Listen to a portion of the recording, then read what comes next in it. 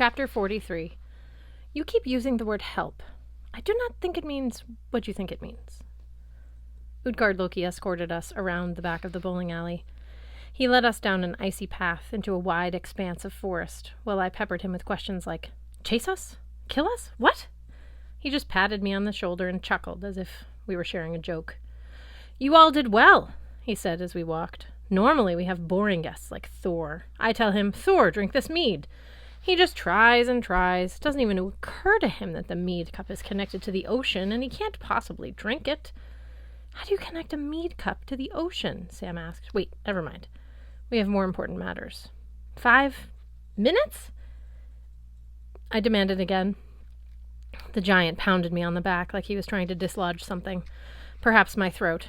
Or my heart. "Ah, Magnus, I have to confess. When you threw that first frame, I got nervous. Then the second frame, well, sheer force never would have worked. But nice try. Alex, your ball almost reached the Taco Bell on I-93 south of Manchester." "Thanks," said Alex. "That's what I was going for." "But then you two broke the illusion." Utgard Loki beamed. "That was first-rate thinking. And let's not forget the elf's pinball skills. The dwarf's accessorizing? Sam hitting Fear in the face with an axe? Well done all around. It's going to be an honor soldering the four of you at Ragnarok." Blitzen snorted. "The feeling is mutual." "Now I think you owe us some information." "Yes, of course." Utgard Loki changed form. Suddenly the goat killer stood before us in his black furs, soot-smeared chainmail, and iron helm, his face covered by his sneering wolf faceplate.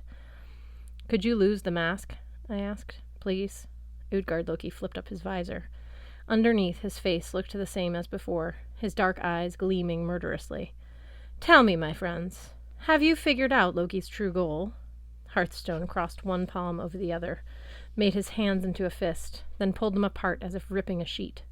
"Destroy." Utgard Loki chuckled. "Even I understood that sign. Yes, my pinball wizard, Loki wants to destroy his enemies. But that is not his primary concern at the moment." He turned to Sam and Alex. "You two are his children. Surely you know." Samara and Alex exchanged an uncomfortable look. They had a silent, very sibling-like conversation. "Do you know?" "No, I thought you knew." "I don't know. I thought you knew." "He led you to the Waits Barrow."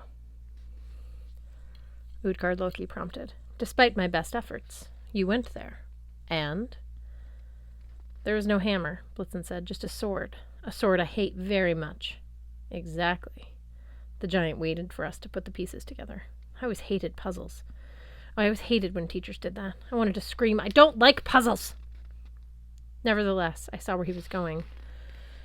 The idea had been forming in my head for a long time, I guess, but my subconscious had been trying to suppress it.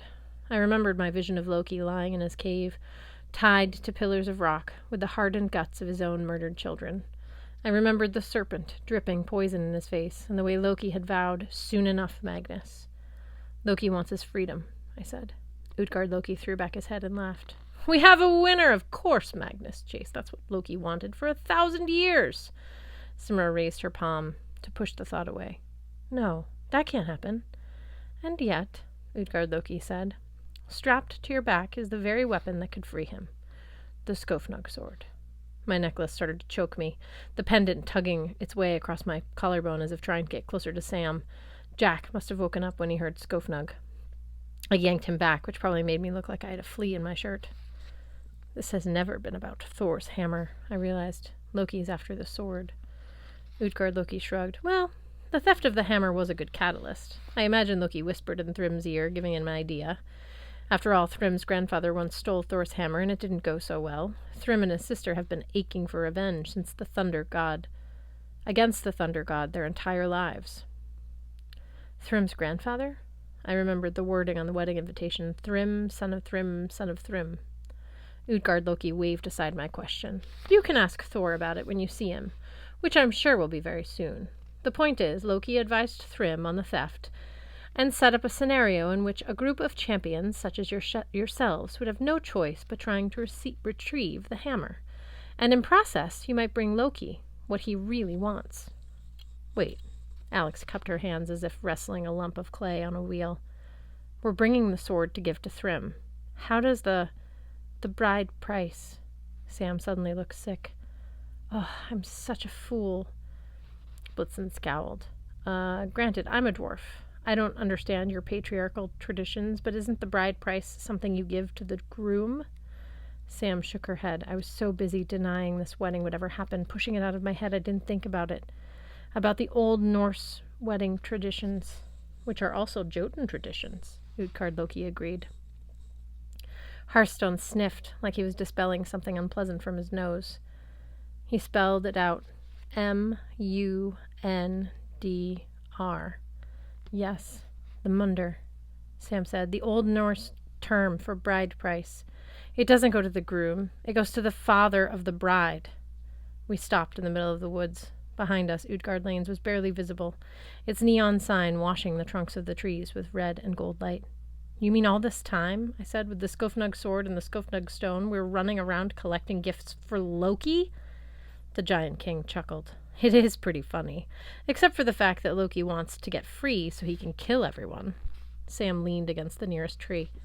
And the hammer? That's the morning gift? Exactly, the giant agreed. The Morgengifu. Alex tilted her head. The what tofu? Hearthstone signed. Gift to the bride, from groom, only given after wedding is... His fingers failed him. Complete. Morning after. I'm going to throw up, Simra said. I translated harsh words for Alex. So the hammer goes to you, Alex pointed to Sam. Hypothetically, if you were the bride, which you won't be, but only after the wedding night. And, yeah, I'm going to be sick too. Oh, it gets worse, the giant said with a little too much glee.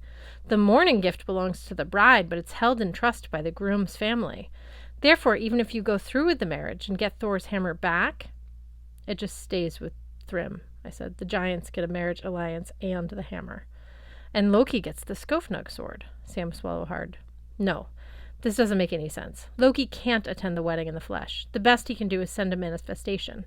His physical body will still be stuck in a cavern where he's imprisoned, which is impossible to find, Blitzen said. Impossible to access. Utgard Loki gave a twisted smile. Like the island of Lyngvi? Unfortunately, Utgard Loki had a point. That made me want to join Sam in the throw-up tree. Fenris Wolf's place of imprisonment was supposed to be a closely kept secret among the gods, but that hadn't stopped us from having a small convention there back in January. And the sword, Blitzen continued, why Skofnug? Why not Sumerbrander or some other magic weapon? I'm not entirely sure, Utgard Loki admitted, nor am I sure how Loki would get the sword to its true location, or use it, but I've heard Loki's bonds are quite hard to break, being iron-hardened guts, strong, sticky, and corrosive. They will dull any sword, even the sharpest. You should perhaps cut one bond with Sumerbrander, but after that the blade would be useless. Jack's pendant buzzed unhappily. Calm down, buddy. I thought nobody's going to make you cut iron-hardened guts. Same with Skofnug, Blitzen cursed. Of course. The blade has a magical whetstone. It can be sharpened as many times as necessary. That's why Loki needed both sword and stone. The giant slow clapped. Ah, with only a little help, you put it together. Well done. Blitz and Hearth glanced at each other, like, now that we've put it together, can we please take it apart again? So we find another way to get the hammer, I said. The giant snickered. Good luck. It's buried somewhere 8 miles under the earth, where even Thor can't reach it. The only way to retrieve it is to convince Thrym to do so. Alex crossed her arms.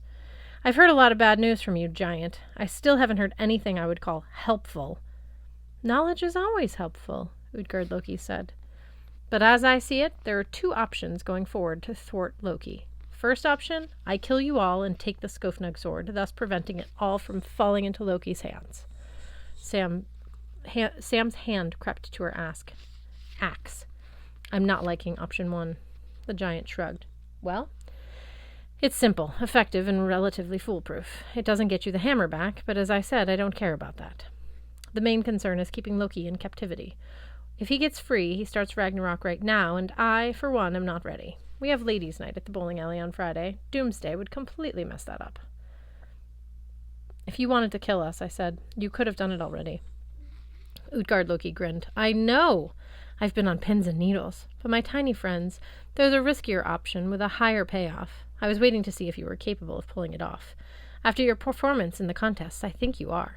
All these challenges, Sam said you were testing to see whether or not we'd be worth keeping alive.